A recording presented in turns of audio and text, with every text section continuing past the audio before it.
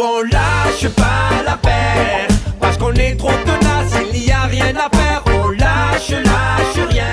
Bonjour à toutes et à tous. Alors aujourd'hui, mardi 22 juin, nous sommes en direct de la Darlamifa, salle associative et lieu d'épanouissement populaire. Alors ce matin, nous sommes allés à l'EAS Canebière, devant l'EAS Canebière fermé, pour distribuer des tracts aux assurés sociaux. Alors cette distribution était destinée à sensibiliser les assurés à la numérisation à marche forcée dans laquelle nous sommes engagés. Vous le savez, les accueils doivent réouvrir en septembre. Il se trouve que durant la période estivale, nous craignons que la direction et le national ne profitent de ces fermetures pour accélérer cette numérisation et nous diriger vers la création d'une sécurité sociale intégralement sans contact. Et oui, nous avons une nouvelle fois abordé le sujet des accueils lors de l'instance nationale de concertation du 17 juin. Nous l'avions déjà fait au mois de mars et nous avons profité pour faire remonter l'inquiétude des salariés qui travaillent dans les accueils des organismes sociaux, puisque la direction nationale, en présence de M. Fatom, donc, nous explique vouloir une réouverture au mois de septembre. Mais la CNAM reste très évasive sur les moyens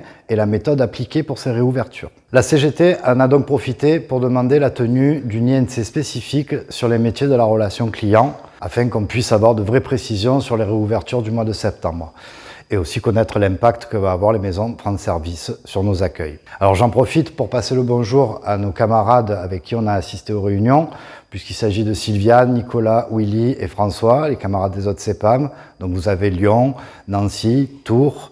Donc vous voyez, la CGT CEPAM des Bouches-du-Rhône n'est pas toute seule.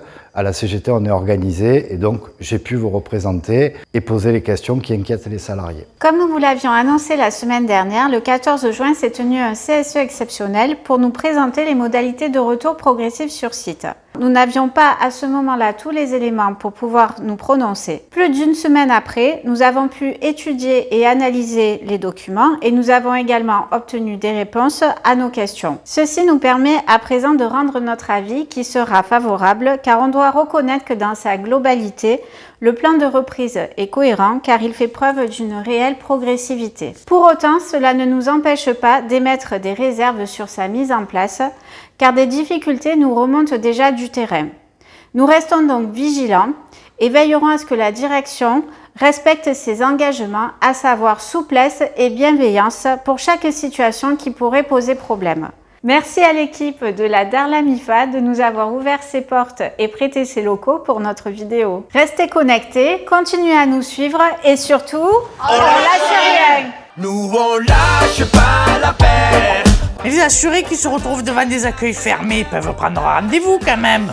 Ben non Monique, justement on leur dit d'appeler le 3646 pour prendre rendez-vous, sauf que vu que les accueils sont fermés, le 3646 est surchargé, du coup il y a un délai d'attente incroyable et quelquefois ils renoncent. Alors c'est l'histoire du serpent qui se mord la queue. Ben t'as tout compris Monique. Ben ouais, parce que Marcel des fois aussi il essaye de se mordre la queue.